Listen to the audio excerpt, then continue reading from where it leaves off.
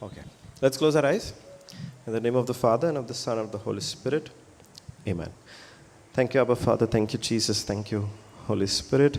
Lord, I thank you for yet another day where you are teaching us your word, and through your word, you're teaching us of your love, of your peace, of your joy, and the abundant life that you have for us. Now, currently, Lord, we are dealing with some situations, but I thank you, Lord, that you are teaching us how you have already brought us out of each and every problem that we are facing. Thank you, Lord, that you are teaching us how Jesus won the victory for us. And that victory you have put in our spirit, I thank you, Lord, that you are teaching us how to draw that victory out of our spirit and live a victorious life here in this body, in this physical world, on this earth. Thank you, Lord, that you have put rivers of living waters in our belly, touching the lives of our, first of all, our lives, secondly, the lives of our loved ones, our family, our friends, and all the people that you send on our path, so that through us, they too experience your love, your mercy, your grace, your forgiveness, your abundance, your joy, everything of yours, Lord. Thank you that you have called us to learn all this. Lord, even though we have problems, thank you for teaching us to focus on you, not on those problems, because you, Father, are so much greater than those problems that we have. Those are temporary, Father, but your love for us is permanent. Nothing can change your love for us. Nothing can take away your love for us. Nothing can take away your goodness from us. And nothing can take away our victory in you. Thank you, Father, that by the power of the Holy Spirit, you are working so mightily in each of our lives, where daily we are experiencing your goodness, daily we are drawing close to you, daily we are getting deeper and deeper revelations from your word.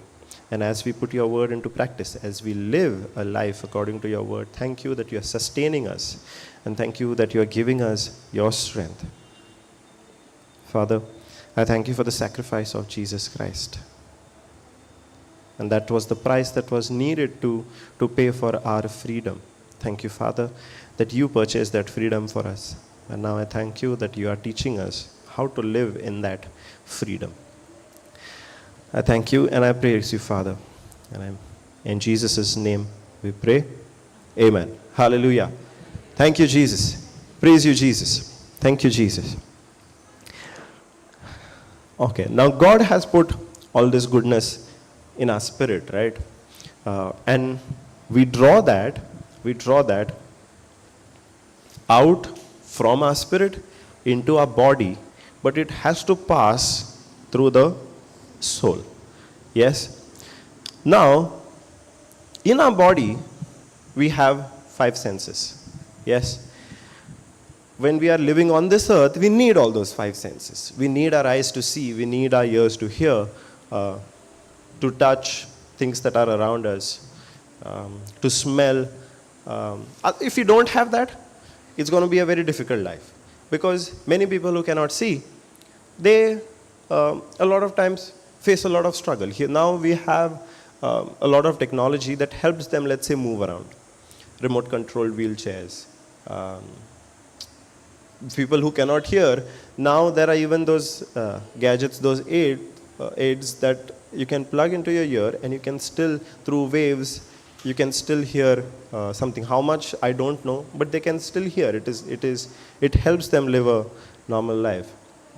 Even our sense of touch is so important for us, because otherwise, if we keep our hand on the pan, the hand will get burnt, we won't even know. When there is fire, we know because of the heat that we feel. So all our senses God has given for a purpose. Now in our body, we have 5 senses. But God has also given us another sense, a 6th sense, which is the 6th sense that God has given us? The Spirit? No, the Spirit is not a sense. Faith. The sixth sense that God has given us is our faith sense. Now, a lot of times we don't think of faith as a sense, right?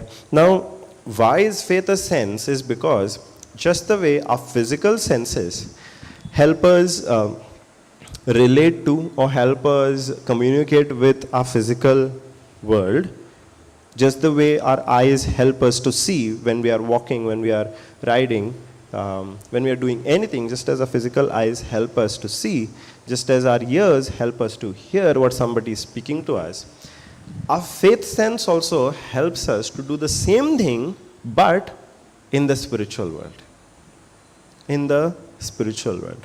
The physical senses help us to see, hear, feel things from the physical world, but there is also a spiritual world which we cannot see.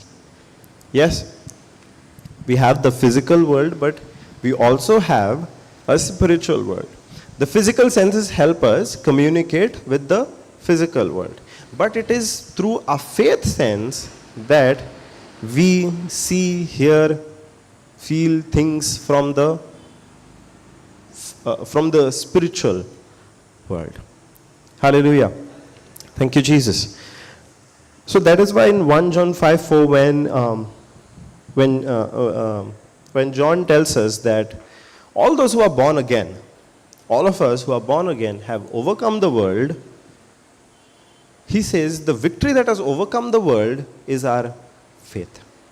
Because that faith helped us to see what is there in the spiritual, what is there in our spirit, and then draw it out.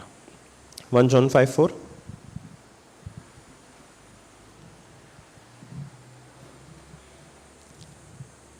For every child of, can you go to ESV?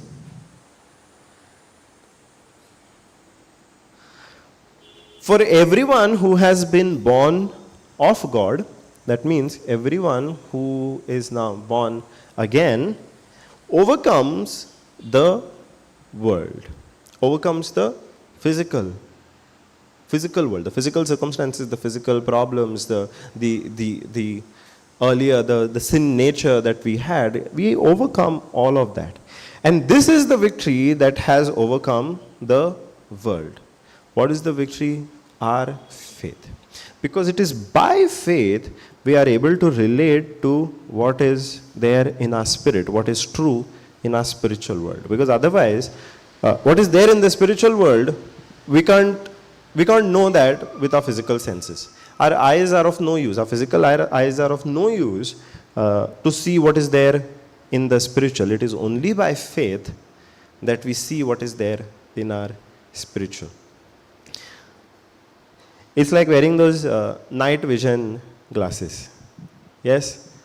In the night, it's pitch black. With our physical eyes, it's fully dark. We can't see even one step ahead of us. Yes? But I can think of the military as an example. They have these night vision glasses. Any of you have? Okay, I don't know, by chance some of you might have. When they wear those night vision glasses, even though it's pitch black, they can still see and keep walking as if there is light. Yes? Now, with the physical eyes, they were not able to see even one step ahead. But when they wore those glasses, now if they were not able to see one step ahead also, does that mean there's nothing in front? There is something, no? Not that everything disappeared just because it got dark. It's just that we are not able to see with our physical eyes.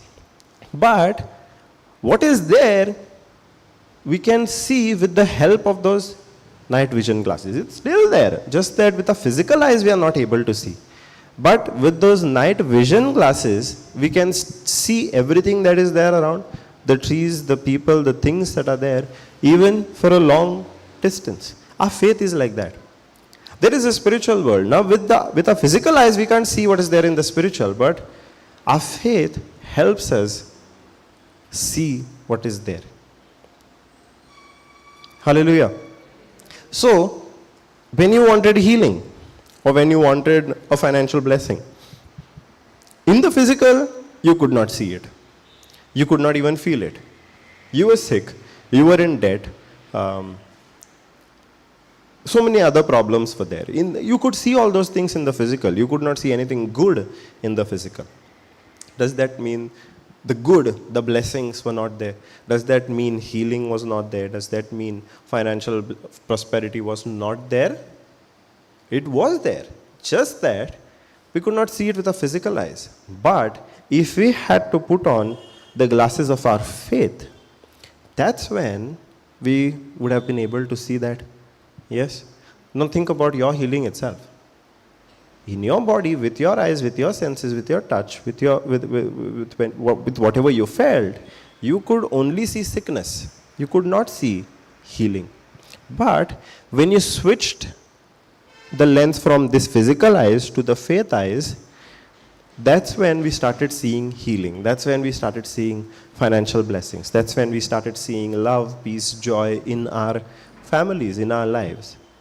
They were there present all the time. Not that only after we put on the night vision glasses, all the things came out of the ground. No, they were there all the time.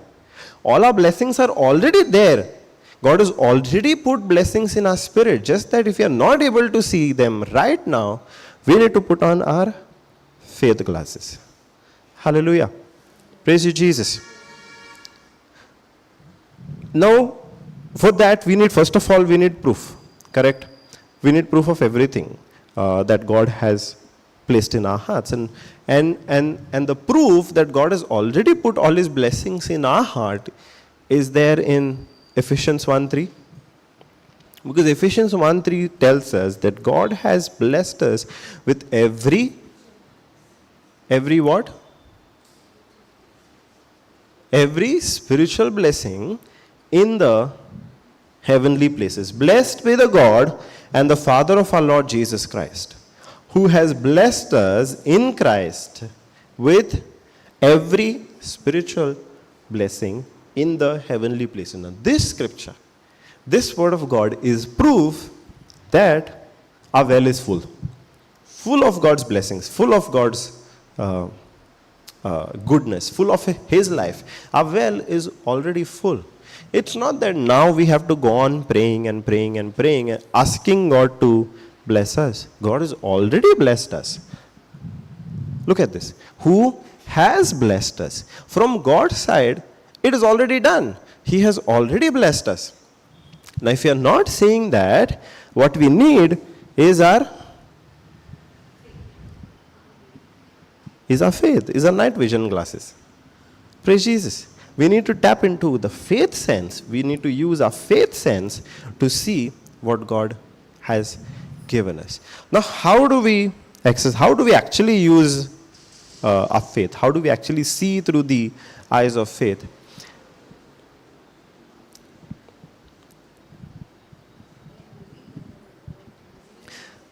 Correct. Now, the way we use our physical senses is when we see something, we know that it is there. When I see this chair, I know that it is there. Yes? When I see you, I know you're sitting there. When I see this camera, I know that camera is there. That is because I'm seeing it. Right? The proof is there right in front of me. The same way, for faith sense also, the proof is the Word of God. When we see that the Word of God says something, that is proof for us that is there in the physical. Now, for example, if we take this same verse, it says, God has blessed us in Christ with every spiritual blessing in heavenly places. That is proof for us, proof for our faith, that we already have every blessing. So by our faith eyes, when we look at the proof, we say, yes, that is there. With our physical eyes, I'm looking at the proof. I'm looking at the chair being here. That's the proof. So I'm saying, yes, the chair is there. With our faith eyes, we look at the Word of God, and that Word of God is the proof that I have every spiritual blessing in my spirit. That is proof. So when I'm operating by faith, I say, By this proof, I'm already blessed. By this proof, I'm already healed. By this proof, I'm already prosperous. By this proof, I have the fullness of joy in me. By this proof, I am now at peace with God. What is the proof for our faith? It is the Word of God. That is why it is so important for us to know the Word of God. To know. Now, here it says every spiritual blessing. If you read elsewhere, even if you read the confessions, you come to know very specific blessings, right? Those are what? Proofs.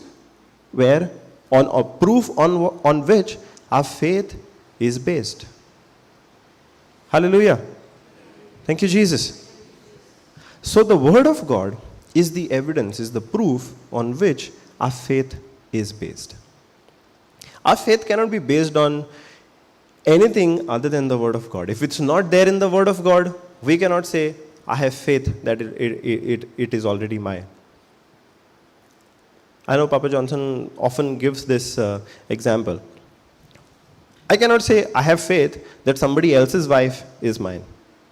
I have faith that that person will die and his wife will become my wife. I cannot say I have faith in that. Just because no matter how thousands of times I say, it's not going to happen, because my faith is that is not something that is already provided by God in His Word. God has not promised that, right? That somebody else's wife is going to be my wife. My faith has to be only based on what the Word of God says. If the Word says so, then it is sure evidence that is there in the Spirit. But if we cannot find proof in the Word, then our faith is not going to work. Then our faith is not going to work. Hallelujah. Praise Jesus. So for our faith to work, we need to know what the Word of God says. What the Word of God says. That's the first principle. Our faith has to be based on the Word of God. Now, that is true because, see, with our faith is not supposed to move God. Our faith is not supposed to get God to do something. A lot of times it gets misunderstood where we have you heard of the scripture which says, without faith it is impossible to please God? Heard? Yes? Can you put Hebrews 11:6?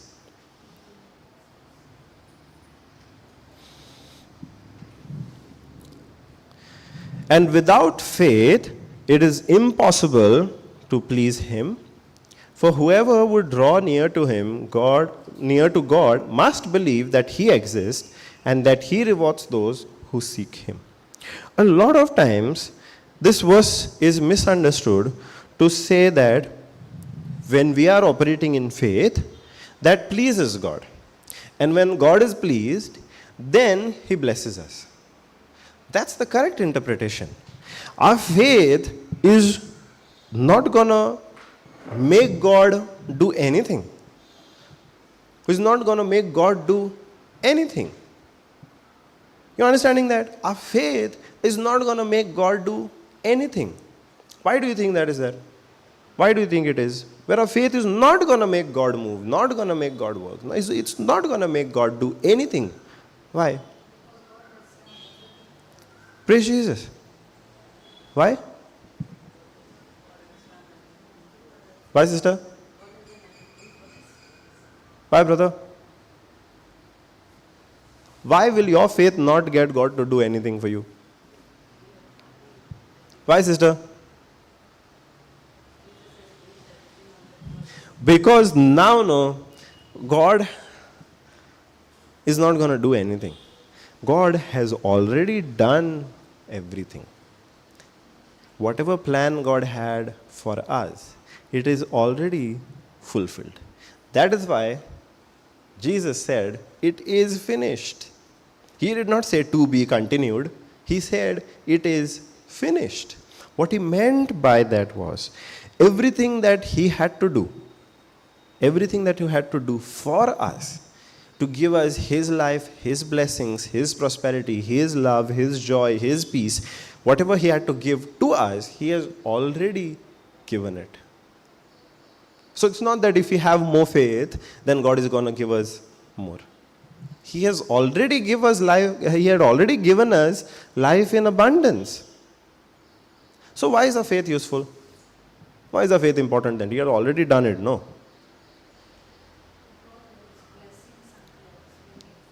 What? Praise Jesus. I think I should not allow sister to give any more answers. Because she's giving all correct answers. I should ask the others, no? Praise Jesus. Okay, sister, for the next half an hour, no answer from you. Praise Jesus. So, our faith is important because by faith, we receive it. See, faith is not, we don't operate by faith to make God give us a blessing. We operate by faith more to receive the blessing that God has already given to us. You understanding what I'm saying? Faith is not to make God give us anything or give us something, give us a blessing. No. Our faith is a response to receive what God has already given us. Praise Jesus. Thank you, Jesus. Now, how many of you believe your faith is, you need to develop your faith even more? You have learned to grow your faith, but it needs to grow more. How many of you think that? Tell me honestly. Do you think your faith needs to grow? Yes, brother? Your faith needs to grow?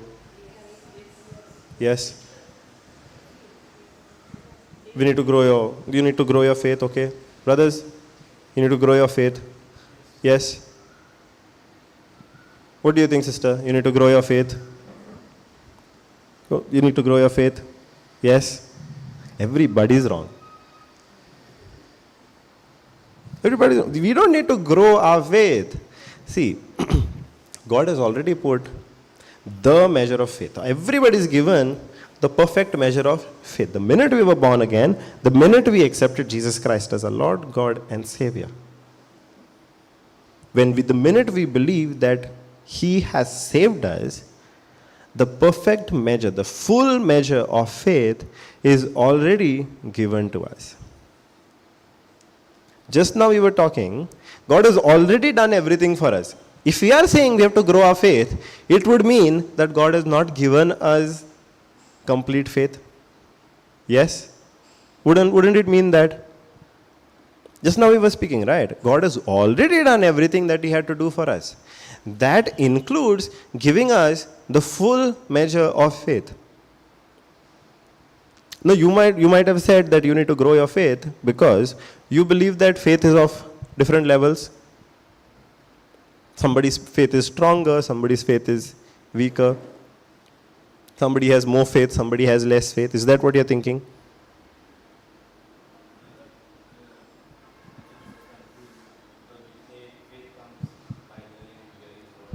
Yes. Now where is the faith? The faith is also put in our spirit. Yes? The more we hear the word, the more we draw out that faith. But in our spirit, we already have the full measure of faith. Not that God is going to give, as we hear the word more and more, does not mean God is going to give us more and more faith. He has already given us the full measure of faith, the perfect measure of faith. By hearing and hearing and hearing the word, and by the word, we draw out that faith. We start operating in that faith more and more. We learn to operate in that faith more and more. But the full measure of faith is already there inside of us, already given to us. Confusing? Now you can answer, sister.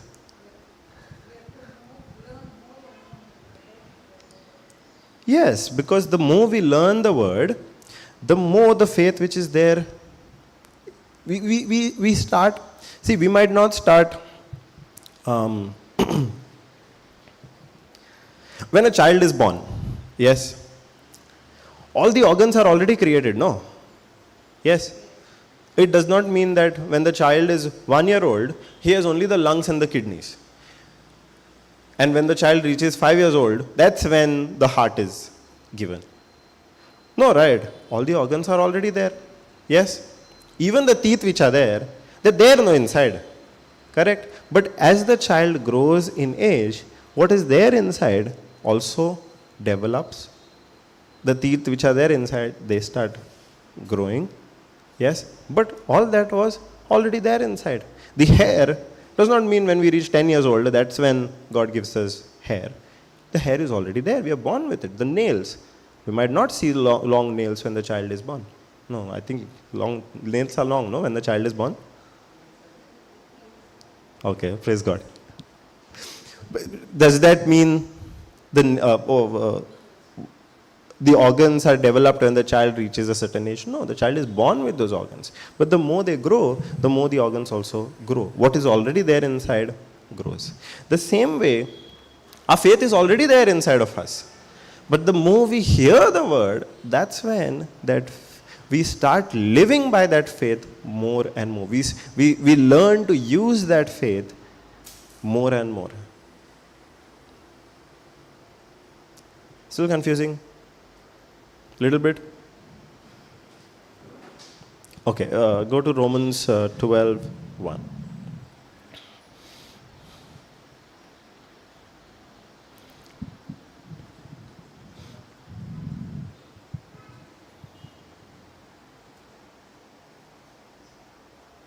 Yeah, scroll down. Wait, no. 12:1.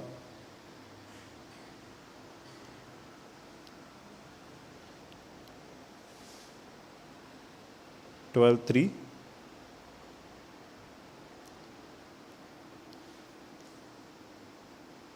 Scroll.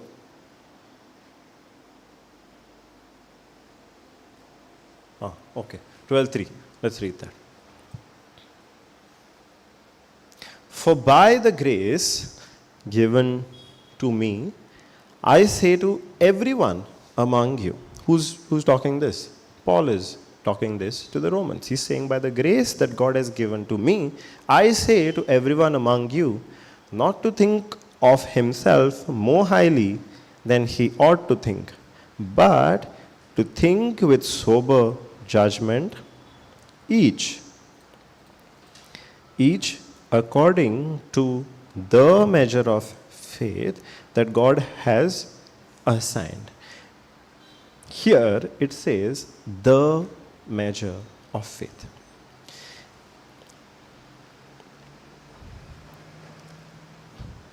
If you have to go back to our English lesson, when do we use the?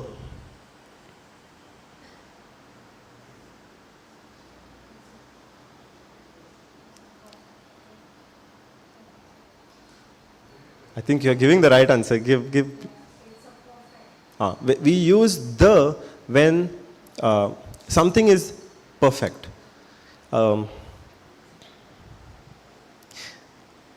But if we say a measure of faith, then it means it is one of many. The means there is only one.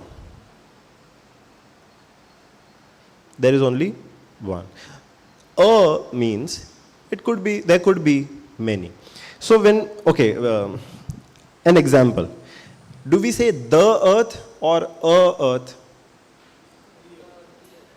The earth, right? Yes? Do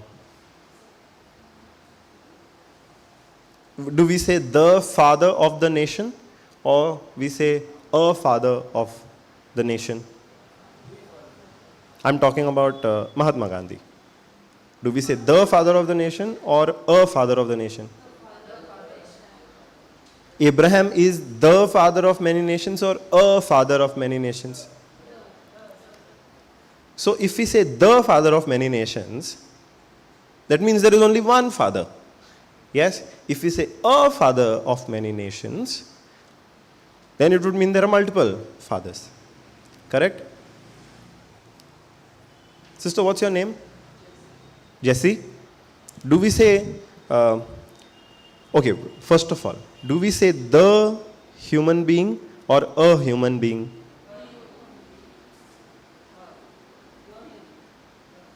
Single we are taking. The human being or a human being? A human being. Why? Because there are multiple human beings, right? Okay, good.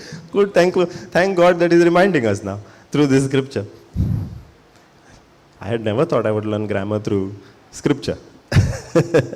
Okay. But can I say a Jesse or the Jesse? The Jesse that had come to Jaknimand last Sunday. We'll say the, no. Because if I have to say a Jesse which had come to Jakniman last Sunday, there could have been multiple Jesses that had come to Jakniman. But if I say the Jesse that had come to Jakniman last Sunday, I mean just one Jesse. So same way over here, it says the measure of faith. That means there is one single measure of faith, not multiple measures of faith. If there is one single measure of faith, all of us have received that same measure of faith, the same amount of faith, every single one of us have received. We have not received a measure of faith. If he had said a measure of faith, then sister would have received 1 kilo, you would have received 2 kilos, brother would have received only 250 grams. It could mean that. Not that faith is given out in grams, but you understand the example, right? But we are all given the same measure of faith. Everybody has 1 kilo of faith. Example. All of us. Because this measure of faith is the same measure that Jesus also had. Did Jesus operate by faith when he was here on earth? Yes. So God has given us also the same measure of faith that he had given to Jesus. That is why in Galatians 2:20, now you go to KJV, because KJV is more accurate with that verse. Galatians 2:20. 2:20.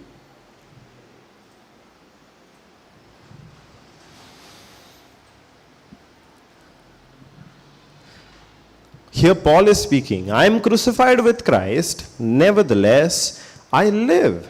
Yet not I, but Christ lives in me. And the life which I now live in the flesh, I live by the faith of the Son of God. Paul is very clear. This does not apply only to Paul. Paul was born again just as you and I today are born again. So he is teaching us now that the life that we live by the faith of the Son of God. Why faith of the Son of God? Because it is that measure of faith that is given to each and every one of us.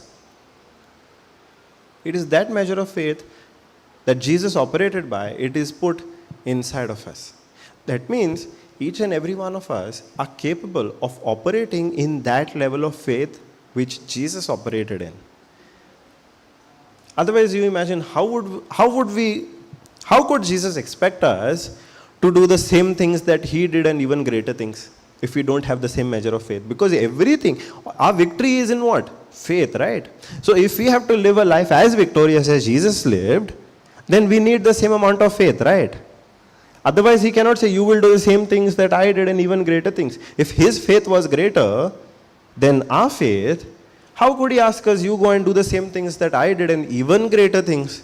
That means if he's expecting us to live a life like him, to imitate him, we also have to be given the same measure of faith that he had. God is not partial. Just because Jesus was his son, God did not say, I will give him more faith, but for the others, they come second. For them, I'll give a little lesser faith. No, God... there is also one scripture, I don't know which verse it is, but it says, just as Jesus is, so are we in this world. Not in the world which is going to come, not in the future, not when we reach heaven, but right now, in this world, we are the same as Jesus. In what? Not in our physical body, but in our spirit. And that means we also have the same amount of faith that Jesus had. That is why he's asking us to imitate him, to take his example. Hallelujah. Praise Jesus. Praise Jesus. Because here in Galatians 2:20, Paul was saying, I live by the faith of the Son of God. In 2 Peter 1:1, Peter is saying, all of you have received the same kind of faith that we have. Peter is speaking to who he wrote the letter to, and to us, because that letter was also written to us. Right? Peter is speaking to us and telling, now you also have the same kind of faith that we have received. 2 Peter 1:1.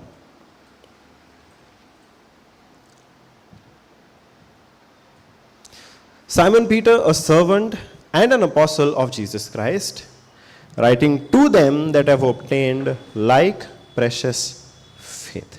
Okay, here KJV is a little wordy. Show ESV.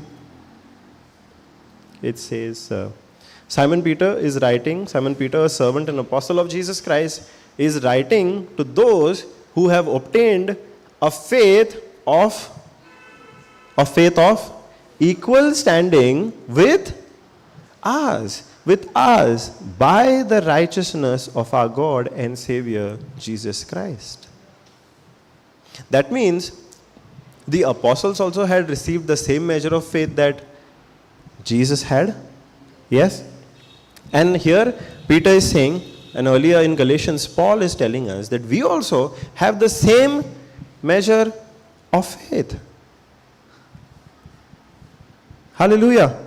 Praise God. Confusing? Little difficult to imagine? No? Okay.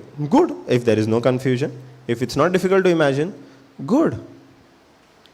Because every day we are supposed to live by that faith. Earlier the apostles struggled. Yes? So many times we see them failing. So many times we see them getting into fear and doubt. One side they were going out and healing the sick, casting the demons out, opening blind eyes, opening deaf ears. They were doing that, but at the same time they were going on failing. Why was that? How can it be lack of faith? We just now learned that all of us have the same measure of faith. So how can you say lack of faith was the reason?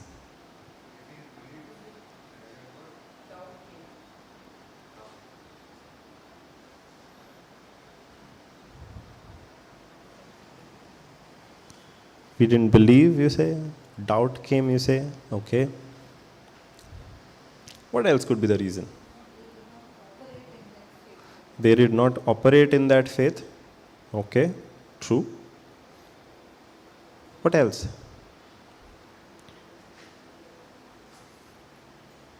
Okay, why could they not operate in that faith? Why could they not operate in that faith? They saw glimpses of it. They saw that they actually have that same kind of faith, because when Jesus sent them out to heal the sick, to cast the demons out, they came back and reported to Jesus saying, Jesus, it works. We were able to heal the sick. We were able to subject the demons to our authority. They subjected themselves to us. But still, why were they not able to operate in that faith fully that they had? Okay, one reason is that the Holy Spirit was not sent completely at that time. But there is another reason. There is another reason. And that reason is their unbelief. Their unbelief. Because even though they had the same measure of faith, their unbelief stopped them from operating in that faith to the full extent. Today, you and I also have the same measure of faith. We can do the same works that Jesus did and even greater works. But what stops us is our unbelief. The level of unbelief that somebody has, that is different. The level of faith that each and every one of us have, that it's the same. Faith level is the same. The level of unbelief is what is different. Hallelujah. Thank you, Jesus.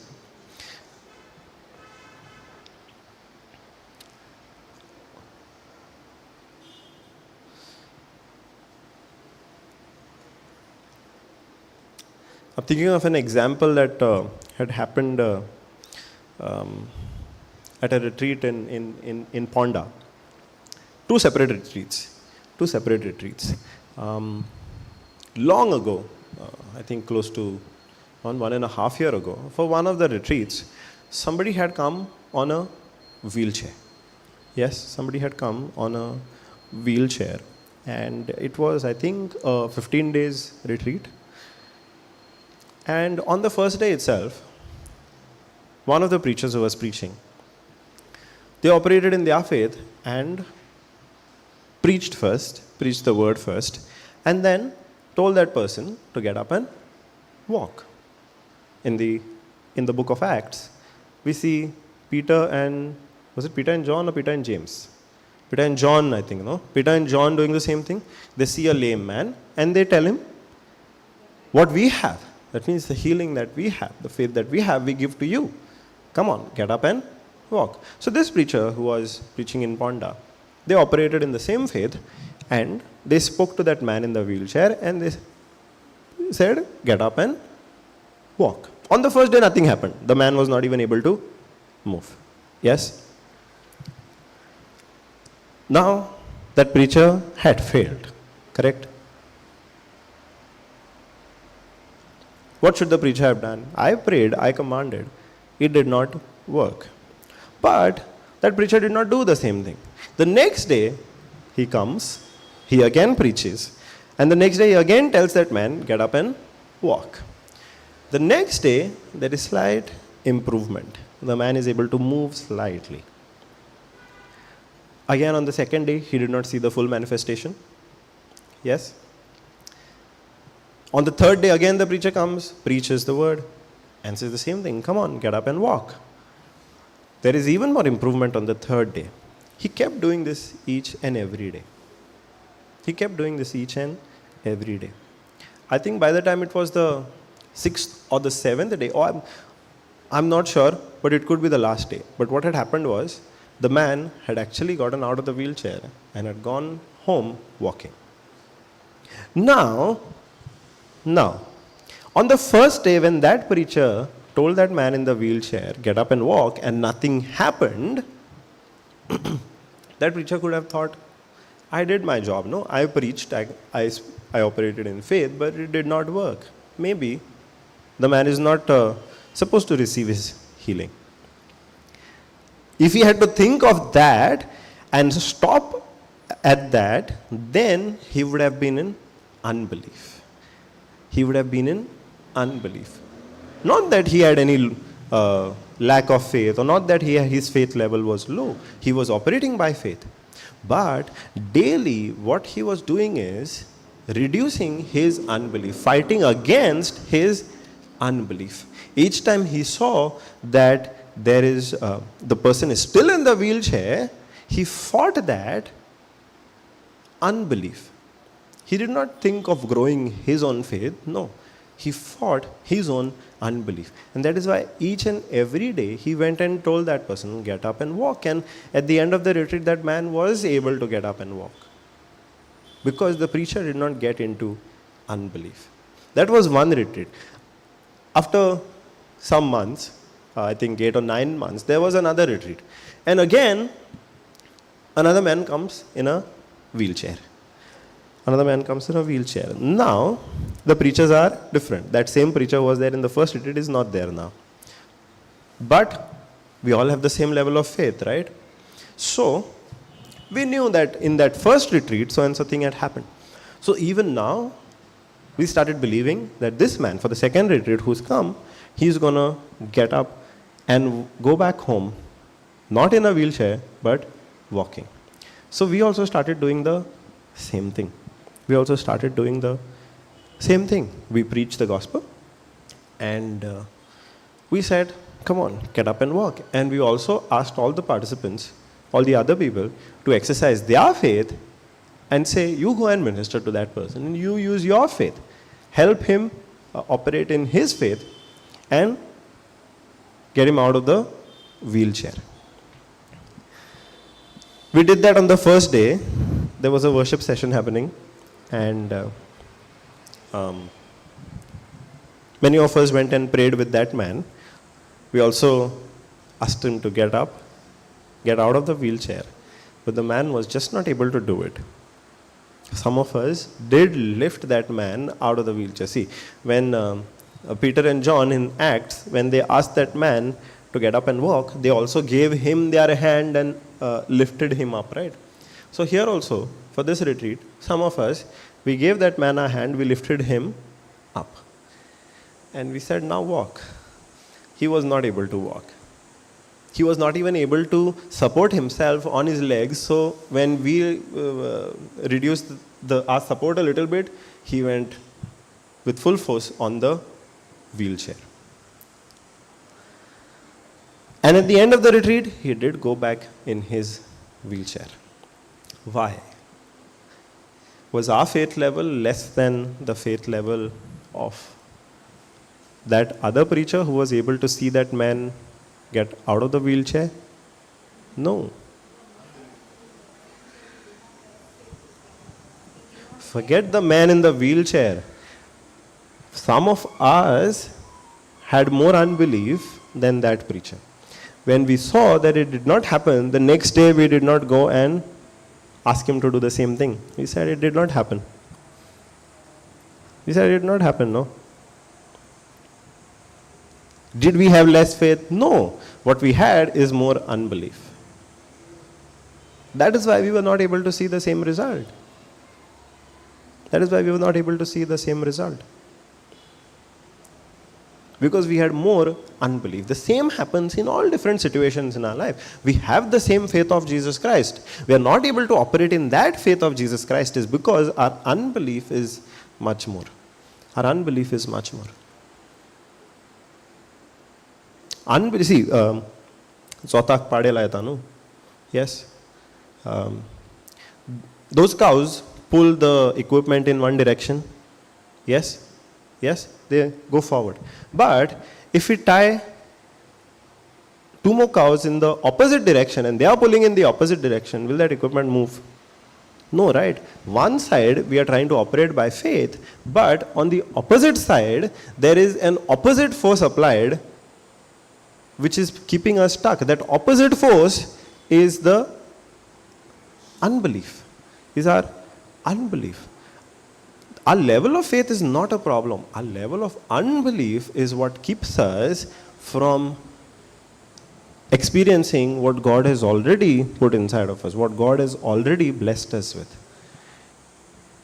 When we reduce the level of unbelief, or when we remove that unbelief out completely, that's when the flow from our spirit to our body, the pathway is cleared. The pathway is cleared. Imagine in your house only, you have a tank which is full of water. It has a pipeline to the tap, right? If you open the tap and water is not coming, but the tank is full, what does it mean? Somewhere there is a block, correct? Yes, somewhere there is a block. That block is unbelief. From our spiritual, our spirit, where we have the fullness of God's blessings, and the tap is our body, in between, if there is any block of unbelief, then the flow will be stopped. When we remove that unbelief, that's when the flow starts flowing, with nothing blocking it. Praise Jesus. Hallelujah. So we don't need to grow our faith. We already have the full measure of faith. Faith, the same kind of faith that the apostles had. The same kind of faith that Jesus had. Because He is that perfect measure, the measure of faith, Jesus Christ. That same faith is there inside of you and me. What we need to remove is our unbelief. What we need to remove is our unbelief. Hallelujah. Praise Jesus. Okay. Now, what is unbelief? We've been talking so much about unbelief. What exactly is unbelief? You were supposed to ask that. Praise Jesus. What is unbelief? Not believing in not believing in what Jesus has done for us. Not believing in what Jesus has done for us? Yes. That is unbelief. But there is more to it. There is more to it.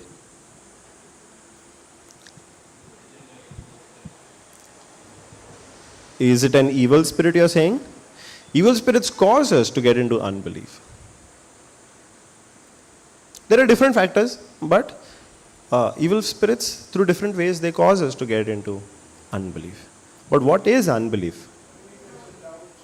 Sorry? Doubts also. Doubts are a result of unbelief. Unbelief is our thinking.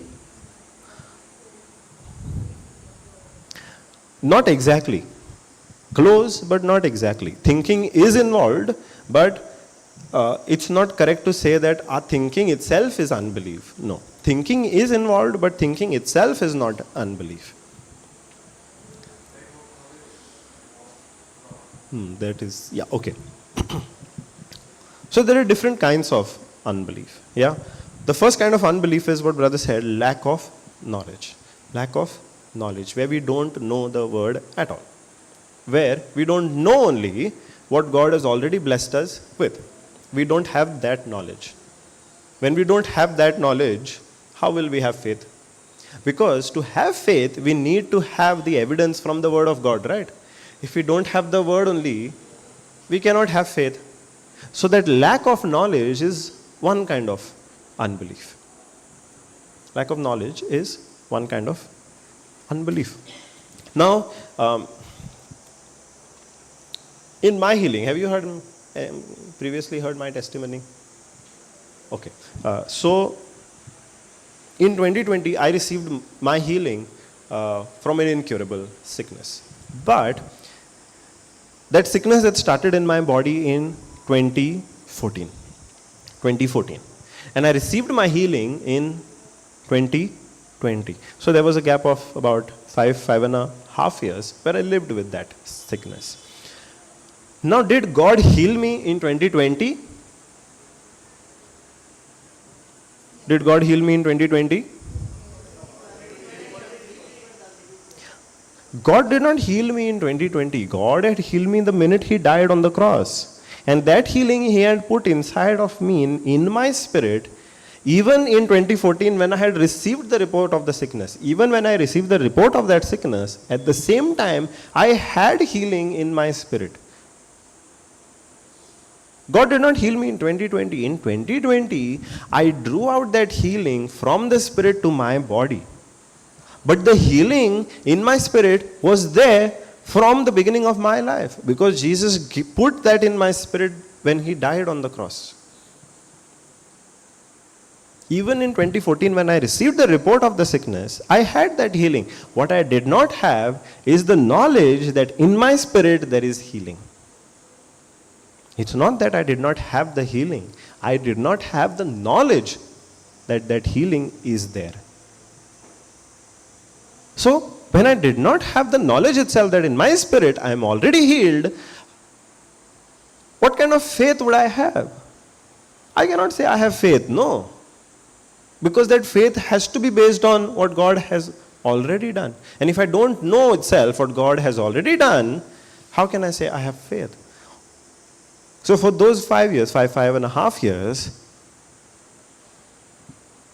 I could not receive my healing or draw it out from my spirit to my body because I did not have the knowledge. Now in 2020, I received that knowledge. Through a testimony, through teachings, I received that knowledge. And when I received the knowledge from the Word of God, that knowledge came how? From the Word of God and the preaching of the Word of God. When the Word was preached, and it was taught that by the wounds of Jesus, we are all healed, already healed, that He, through His death on the cross, He paid the price for our sickness, for our sins. That's when I got the knowledge. Now when I got the knowledge, now I can base that faith on that word, which I now have the knowledge of. Earlier,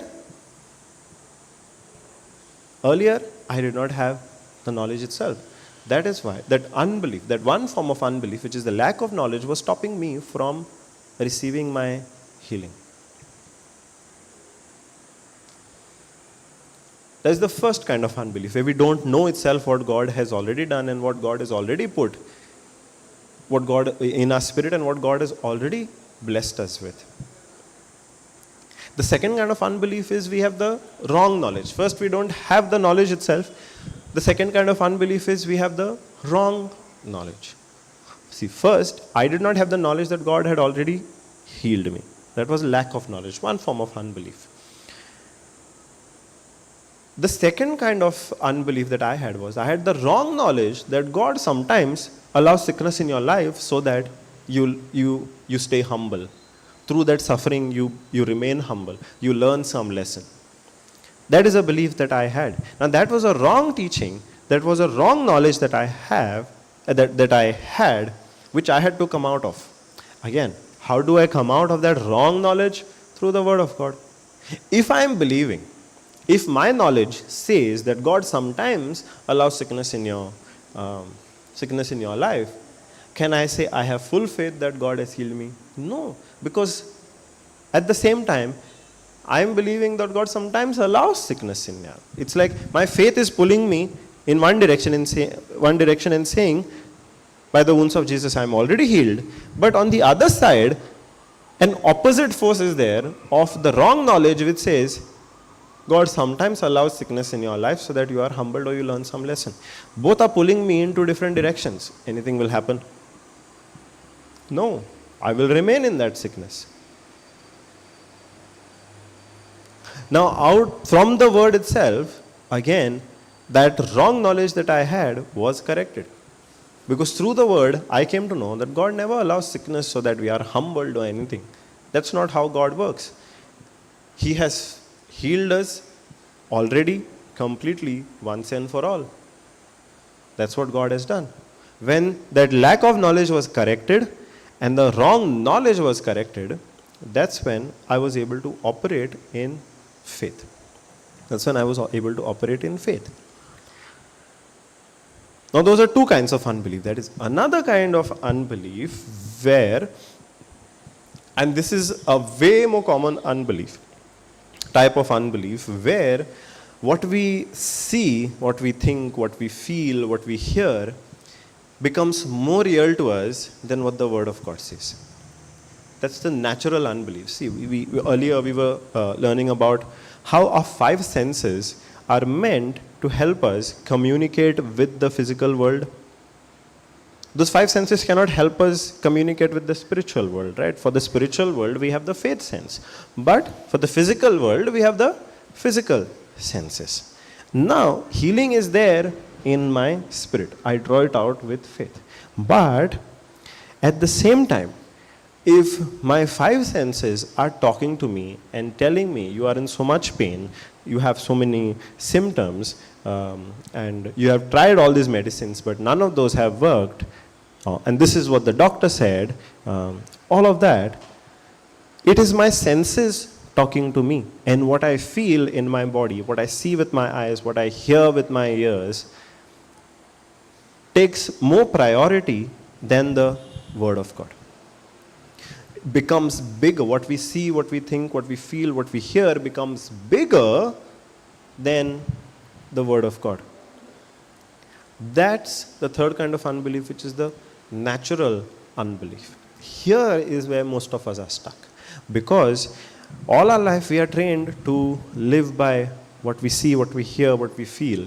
Correct? So when we have to apply our faith, we still cannot let go of what we hear, what we see and what we feel. We still cannot let go of that. Even though the word says, by the wounds of Jesus I am healed, you are already healed. When we see the symptoms, our focus goes to the symptoms rather than the healing. When we see our bank balance empty, that becomes bigger to us than the word of God which says, Jesus died so that we might be rich. And he has blessed us, he has provided us with every need of us.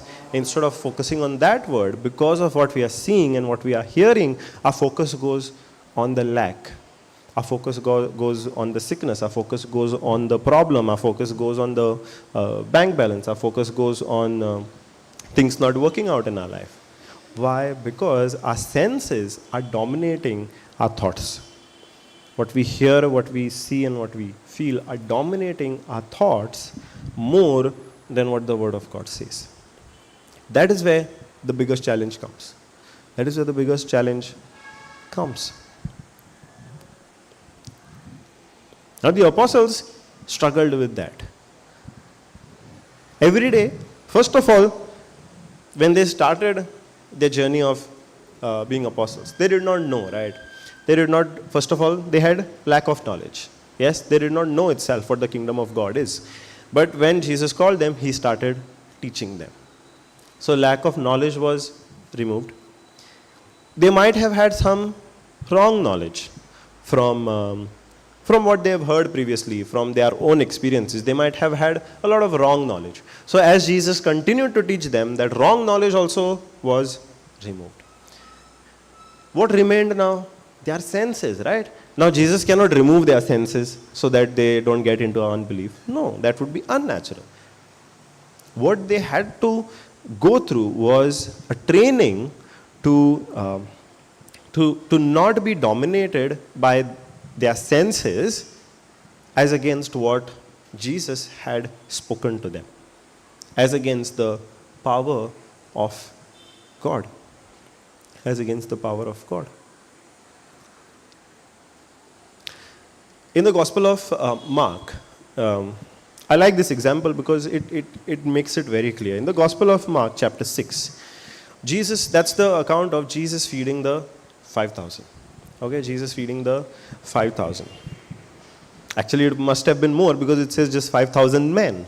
Now, we know that for retreats, women are more than the men. So if there were only 5,000 men, the number probably was 2 times more or even 3 times more. Because their wives would have come, their daughters would have come, their in-laws would have come, whatever, sisters. Yeah, they could have come. So the number of only 5,000 men did not include the women and the children. So probably, it's very likely that the number of people at that time was close to 15,000 also. Now Jesus is going on preaching, and thousands of people are coming to hear Jesus, for him to lay his hands on them so that they receive their healing. The demons out of them are cast out, they receive their deliverance. They're coming to Jesus for all of that. And Jesus is going on teaching, he does not have even time to eat. So it so happens that one day, when Jesus had finished with the crowd, he realizes that so many people are there, but they don't have any food left. So he calls his apostles and he's like, okay, what do we do now? So the apostles are like, okay, what should we do? Jesus is like, you give them some food. Jesus is telling his apostles, people are there, no? Make them sit, give them food. But the apostles are replying to Jesus and saying, how do we feed so many people? Even if we have the wages of 200 days of work, we won't be able to feed them. Imagine 200 days wages, correct? But 2/3 of the year you have to work to feed so many people. They're like, we can't feed the people. So they are like, okay, let them only go out somewhere and get food for themselves. Jesus is like, no. How much food do we have? How much food we have? Jesus is asking them. And the apostles are like, hardly anything. One boy is there with 5 loaves of bread and 2 fish he has. So Jesus is like, okay, bring him. Okay, bring him.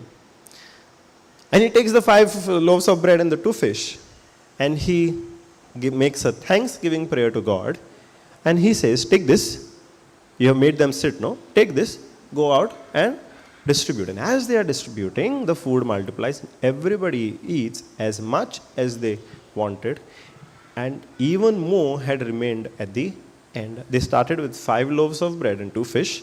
At the end, they were left with 12 baskets of the remaining food. They ended up with more than what they had. But here, we can see 2 things: the reaction of the apostles and the response of Jesus. Now I'm saying the reaction of the apostles and the response of Jesus. Why? Because there is a difference between a reaction and a response. What is the difference? What is the difference between a reaction and a response?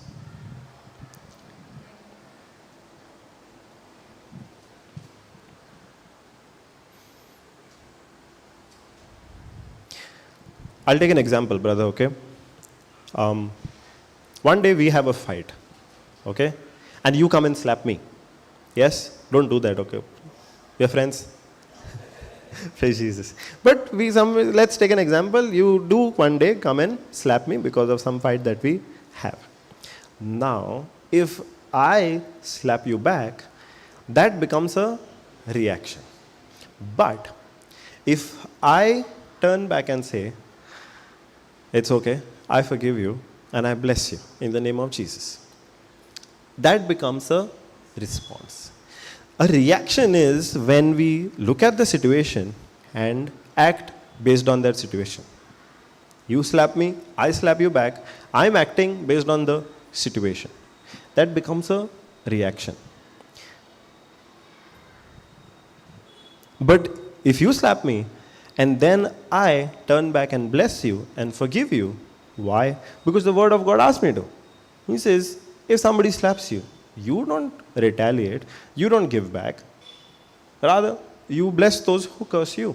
So I'm responding with a blessing because the word of God asked me to. So when I'm responding based on the word of God, that's what a response is. A reaction is based on the situation. A response is based on the word of God. Now, in any given situation, any problem, any circumstance, we have to make these 2 choices. We have to make these 2 choices. These 2 choices will decide whether we are operating in faith or whether we are operating in unbelief. Whether we are reacting or responding. What the apostles did was, they saw the situation and they reacted to the situation.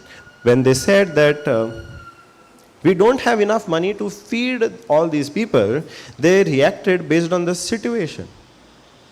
But Jesus, on the other hand, said, whatever little you have, bring it to me. And he said a thanksgiving prayer to God and said, God, I thank you that you have heard my prayer. And he gave the food out to be distributed. His response was based on the word of God, which told him that God has supplied all his needs. And that God would always hear his prayer made in faith and with thanksgiving. Jesus responded based on the word of God. The apostles reacted based on what they saw. What they saw they had or what they did not have. That is what caused the apostles to be in unbelief. Because what they saw spoke to them. Based on what they saw, they formed thoughts in their mind.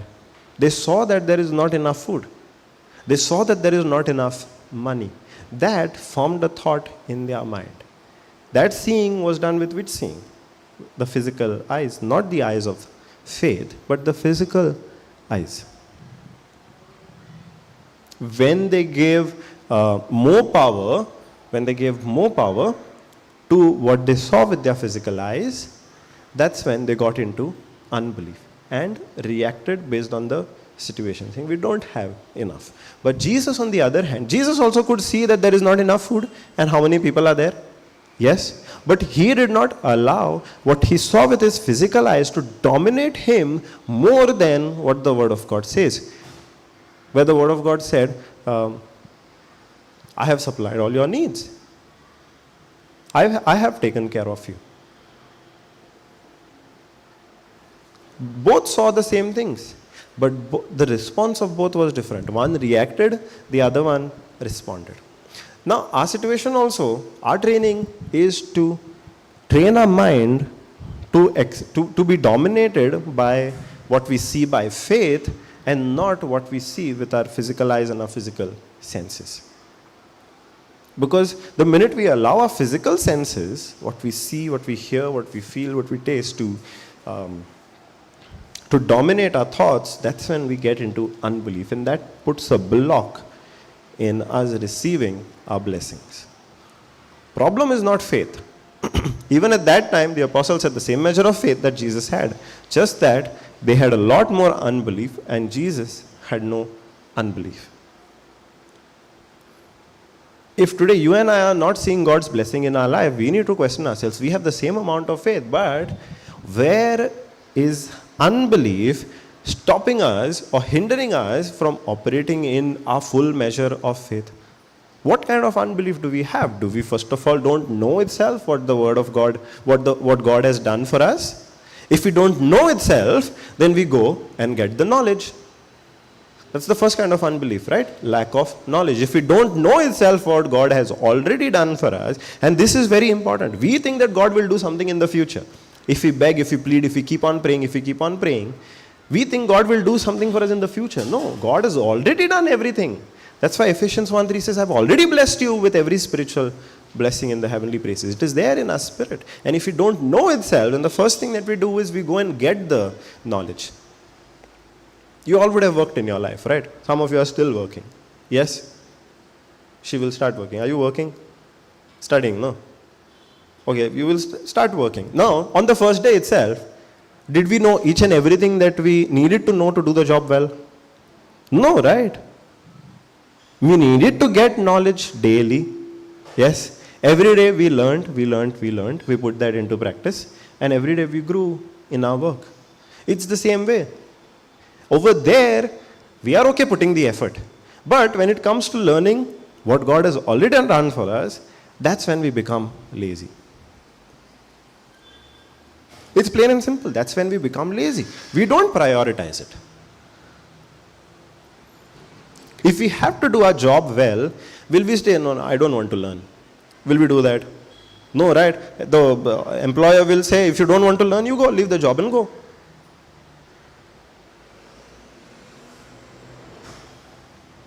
So we don't want that consequence where the employer is asking us to leave the job and go, so we'll continue learning. Here, much more is at stake. Because the spiritual reality is so much greater than that employer giving us a salary. Here, a whole life can be impacted by learning what is there in the word. Our healing is involved over here. Peace in our families is involved over here. All our provision, the house that we live, the money that supplies, the money that we need to pay for our expenses is involved in it.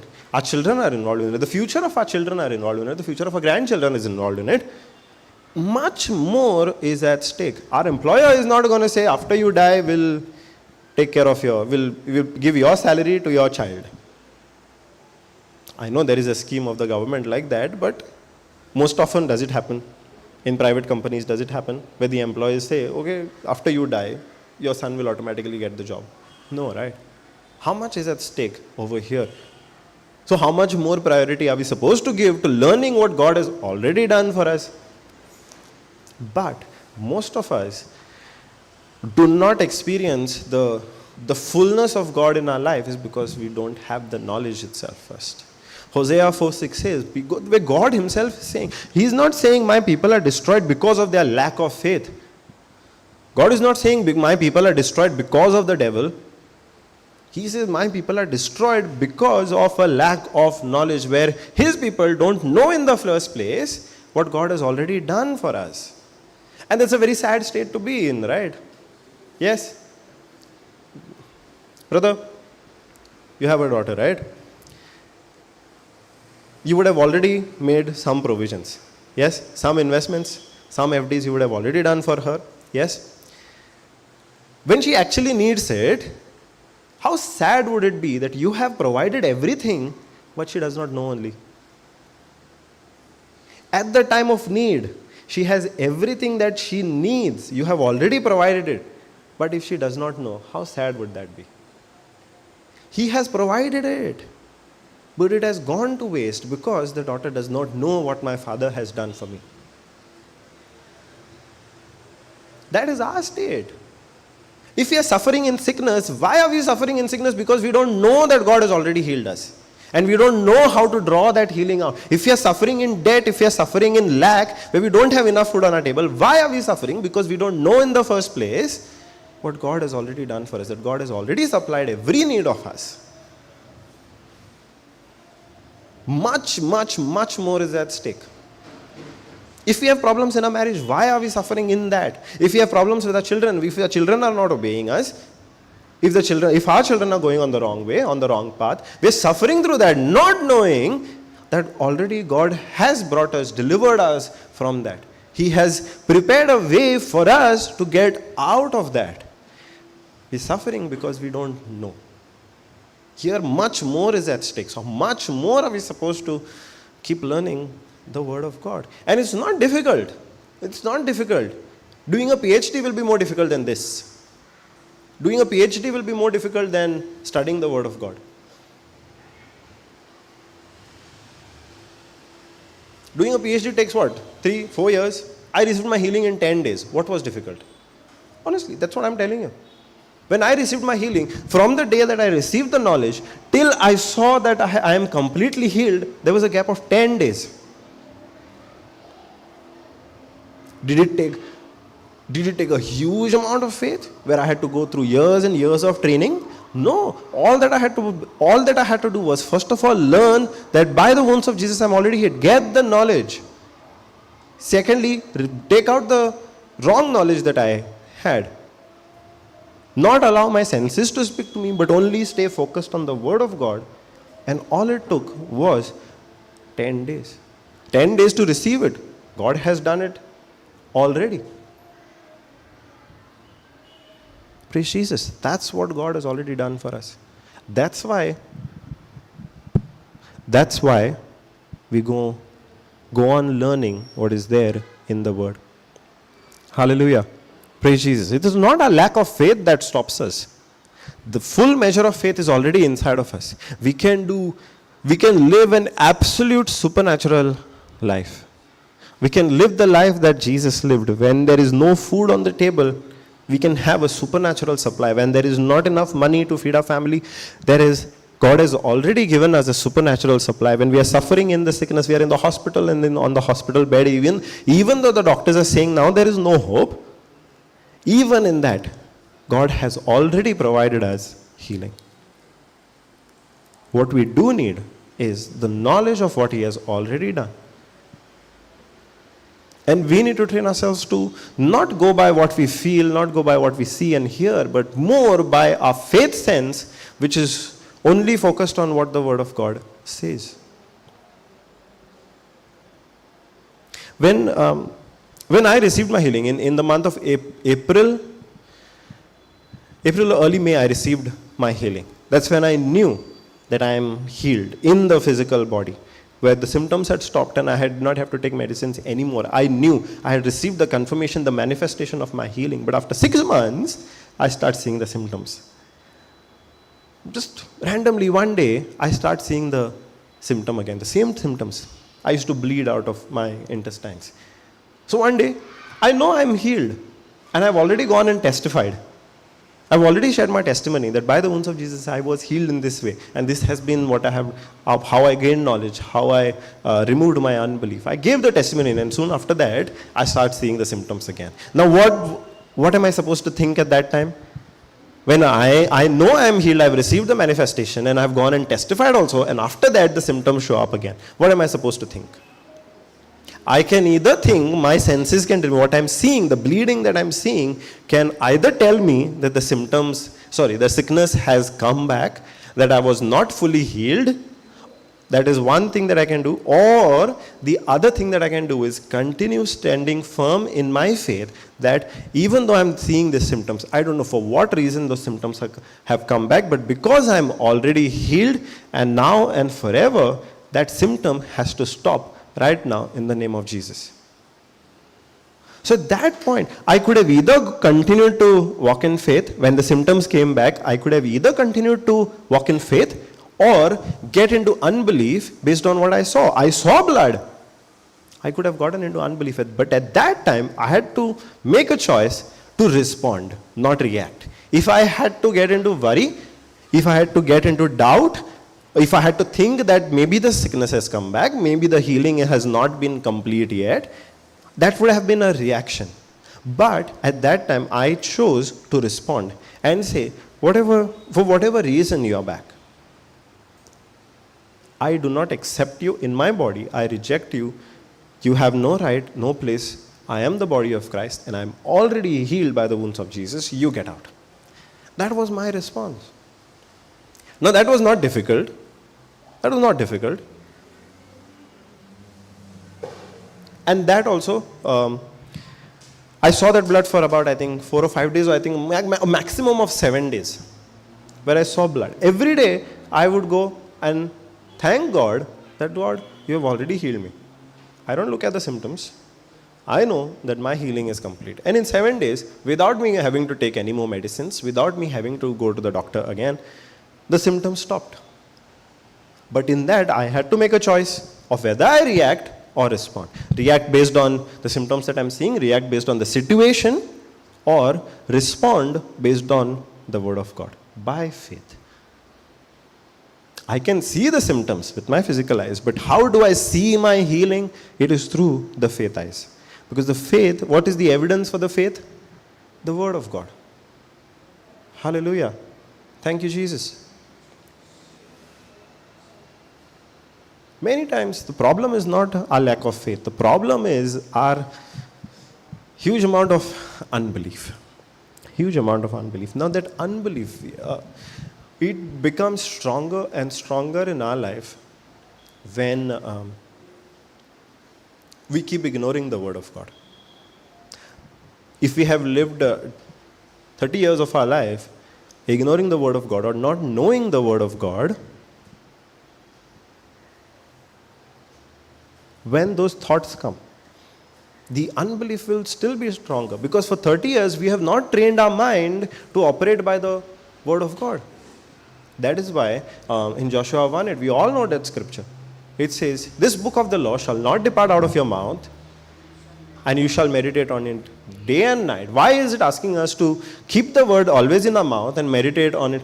Meditate is in the mind. Keep the word in our mouth and in our mind day and night. Why? Because every day we are training ourselves to be more sensitive to the word of God. The more we train ourselves to be sensitive to the word of God, the lesser our unbelief is. The lesser our unbelief is. Why did Jesus spend those 40 days in the wilderness? You think it would have been easy? Spending those 40 days in the wilderness fasting? No. He was training his senses to rely more on God and more on the word of God than his physical needs. Matthew 17 tells us where Jesus, one father, he brings his son to the disciples of Jesus to cast a demon out of his son. And the disciples are not able to do it. And at that time, Jesus was not there. He was on the Mount of Transfiguration with Peter, James, and John. And when Jesus comes back, he sees that this father is disappointed because his disciples have not been able to cast the demon out. And he says, okay, bring the boy to me.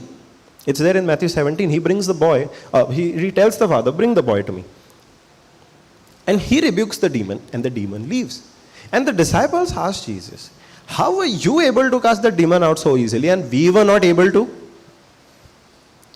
Jesus responds to those disciples by saying, you were not able to do it because of your unbelief.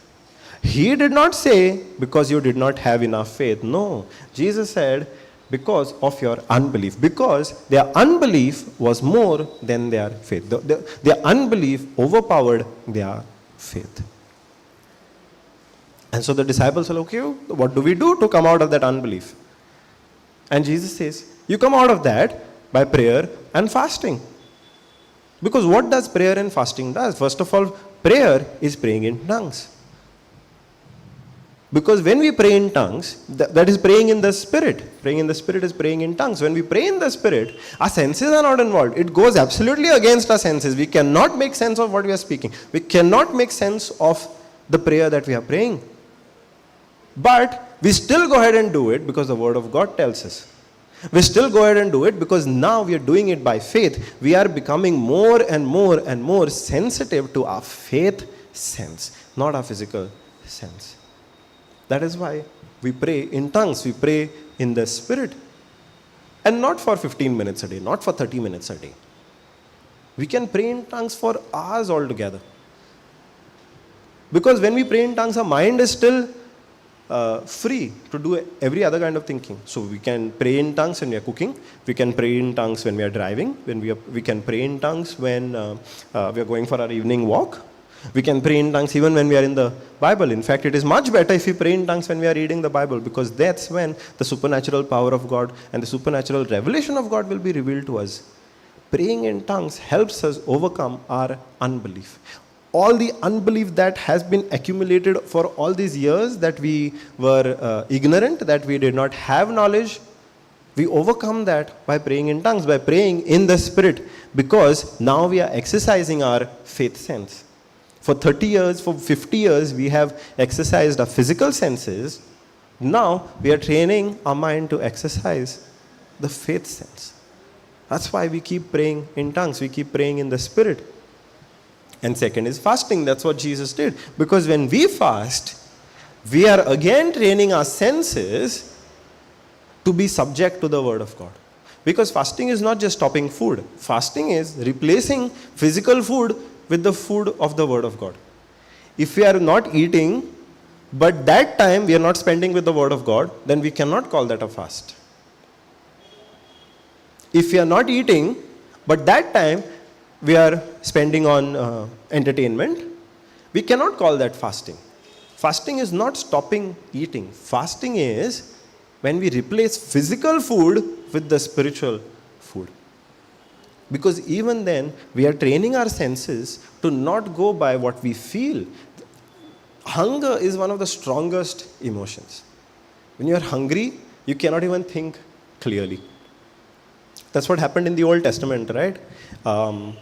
Between that interaction of Esau and Jacob. Esau was the first son, Jacob was the second son. So when they were receiving their inheritance, Esau was so hungry that he could not even think clearly, and he said, you just give me a bowl of porridge, I will give you my whole inheritance. Why was he able to take that kind of a decision? Because his hunger drove him so much that he could not even think clearly. Hunger is one of those one of the strongest emotions, feelings that we feel. But if we can overcome that hunger, if we can go through that period where we are fasting and we are telling, even though we are feeling hungry, we tell our body, you don't tell me when to eat.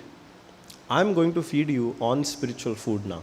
We are training our senses to operate by faith.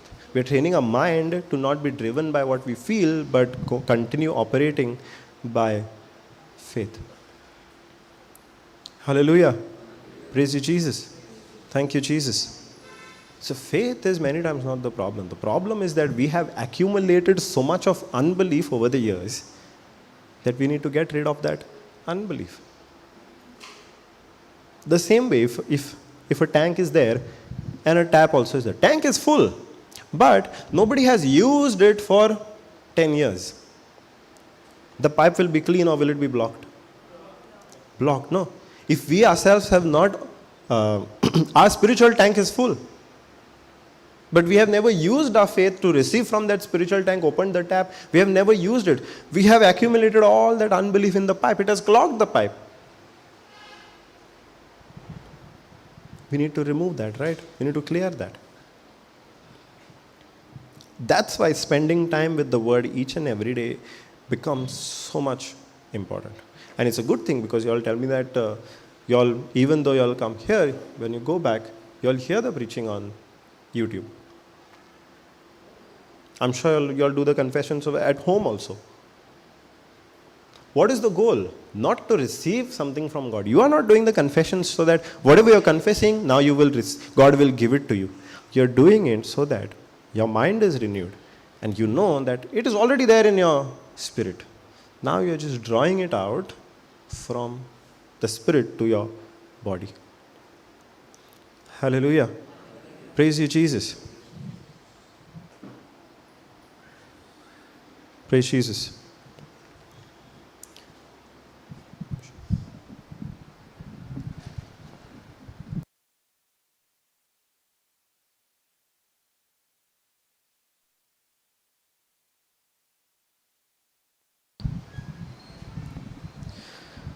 Praise Jesus. We think Abraham had a lot of faith, right? Yeah, everybody agrees Abraham had a lot of faith. He's called the father of faith, so he has to have a lot of faith, right? Now, could his faith have been greater than Jesus' faith?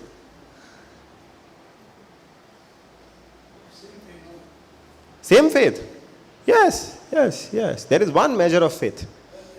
Does not mean Abraham had more faith than everybody else. No. What Abraham had was less unbelief. There were situations in Abraham's life also that tempted him to rely more on his senses, more on what he saw and he felt than the word of God. He slipped also. But he quickly made the correction. He received the promise of God which told him, I have made you the father of many nations.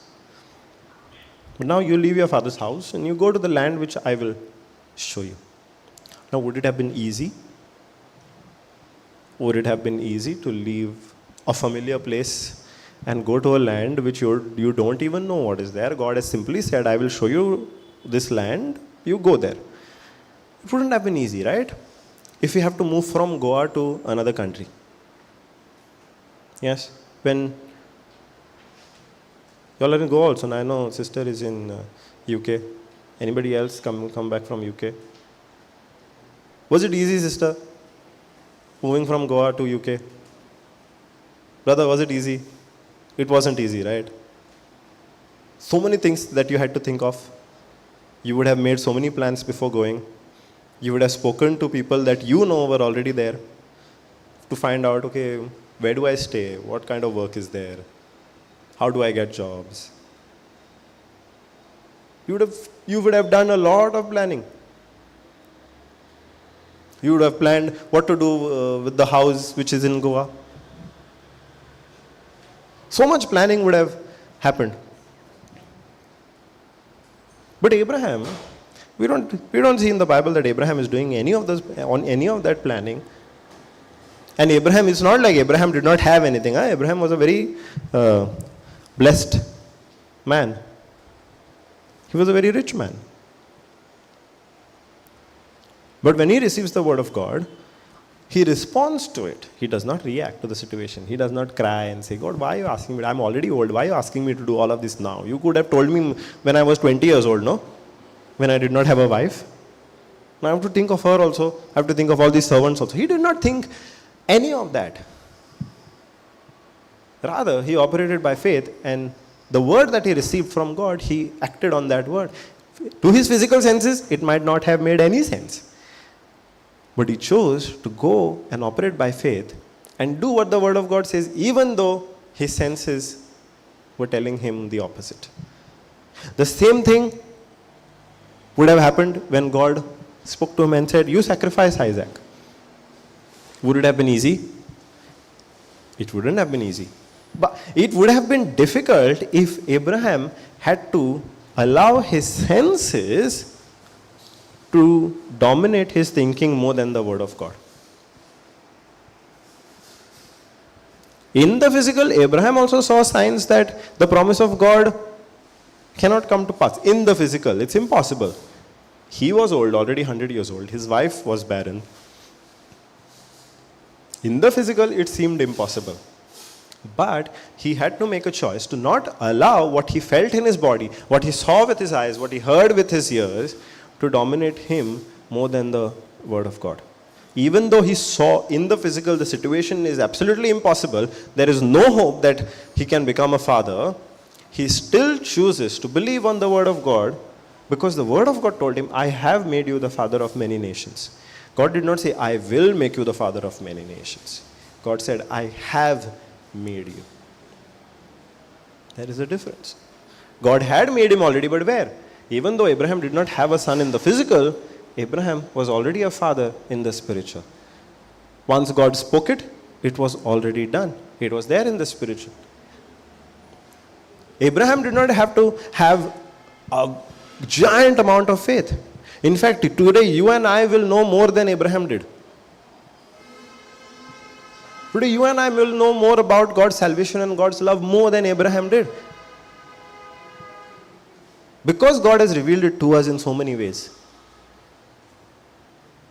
It's not that Abraham didn't know. Abraham's faith was much greater than our faith. What was true with Abraham was Abraham had very, very little unbelief. Where Abraham did not allow what he saw, what he heard, what he felt to dominate his thinking, to dominate his thoughts. Rather, he took his decisions based on the word of God. Nothing else. He did not take his decisions based on what he saw and what he heard and what he felt. No, he took his decisions based on the word of God. He did not react. He responded. That is why that kind of faith pleased God. That kind of faith pleased God. Abraham did not operate in faith so that God would bless him. Abraham operated in faith because God had already blessed him. He did not operate in faith so that God blesses him. No, he operated in faith because God had already blessed him. All those blessings were there in the spiritual. Through his faith, he drew them out, not allowing his unbelief to hinder him. Each and every day, you and I also have to make the same choice. Our faith allows us to draw out every spiritual blessing. But we need to ask ourselves, if I'm not seeing the manifestation of the promise of God, am I in unbelief in any area? Am I more dominated by what I'm seeing and what I'm feeling more than the word of God? Where are my thoughts? Are my thoughts more on the word of God? Or are my thoughts more on the situation that I'm seeing? Are my thoughts more on the healing or on the sickness? Are my thoughts more on God's provision, or are my thoughts more on the lack that I have or the debt that I have? Where are my thoughts? And how am I making my decisions? Am I making my decisions based on what I'm seeing and what I'm feeling? Or am I making my decisions based on the word of God? That's what you and I have to do every day. Because God has already blessed us. That is His grace. What is the meaning of grace? Grace is an unmerited favor. Unmerited meaning we don't have to earn that grace. We don't have to earn God's love. We don't have to earn His mercy. We don't have to earn His grace. He has given it freely based on what Jesus has done. Because Jesus paid the price for all those blessings. Somebody had to pay, right? We don't have to pay. We don't have to earn. Jesus paid the price for those blessings. Hallelujah. And it's already done. It is already yours. It is already in your spirit. Healing is in your spirit. Financial prosperity is in your spirit. A happy marriage is in your spirit. Children are in your spirit. A good future for yourself, your family is in your spirit. Love, joy, peace is in your spirit. We learn to draw it out because it's already ours. We learn to draw it out because it's already ours. Hallelujah. Thank you, Jesus. Praise you, Jesus. Let's close our eyes. Yeah. Thank you, Father. Thank you, Jesus. Thank you, Holy Spirit, Lord. Lord, you have taught us how you have done everything for us. Everything that we would have ever needed, you have already done it for us. You have already paid the price for our blessings on the cross. And when you said it is finished, your son said it is finished, it was done. All those blessings, the full package of your salvation, healing, prosperity, joy, love, peace, a happy family, happy children. Everything, Lord, you have placed in our spirit. Thank you, Lord, today that you have taught us how we draw it out by faith, not letting our unbelief hinder anything that you have done for us. Father, I thank you and I praise you that you have given us your Holy Spirit, because the Holy Spirit daily helps us remember what we learn from your word. Because your Holy Spirit helps us remember daily what you have done for us in our spirit. Thank you, Father, that you have poured out your grace. And this grace, Father, I thank you and I praise you, is multiplied unto us when we receive the knowledge of your word. Lord, help us stay committed to your word, committed to learning your word each and every day, committed to learning the secrets of your kingdom, learning each and everything that you have done for us, Lord. Help us to stay committed. We cannot do it on our own. Our willpower is not what we rely on. Rather, we rely on the power of the Holy Spirit, your Spirit that you have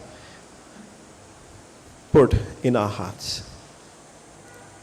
Lord Jesus, I thank you and I praise you because you paid the price for each and every blessing in our life. Today, if we are healthy, if we are prospering, if we are happy, if we are joyful, if we have all these blessings in our life, then it is because you paid the price for those blessings. So I thank you and I praise you, Jesus. Father, I make this prayer in the name of Jesus Christ, our Lord. Amen.